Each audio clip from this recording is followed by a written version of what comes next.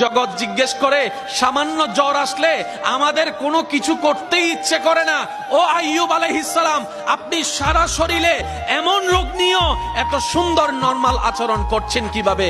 আইয়ুব আলাইহিস সালাম বলে, আমি আমার চিন্তাকে রবের নামে ছেড়ে দিয়েছি। সুবহানাল্লাহ।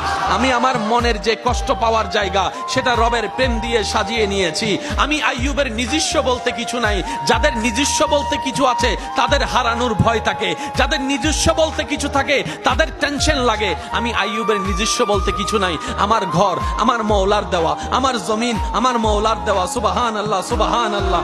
আমার সন্তান আমার মওলার দেওয়া, আমার স্ত্রী আমার মওলার দেওয়া, আমার ব্যবসা বাণিজ্য আমার মওলার দেওয়া। আমি আইয়ুবের দেহ আমার মওলার দেওয়া, আমার চোখ আমার মওলার দেওয়া, আমার হাত আমার মওলার দেওয়া, আমার পা আমার মওলার দেওয়া, আমার জীবন আমার মওলার জন্য, আমার মওত আমার মওলার জন্য। সুবহানাল্লাহ।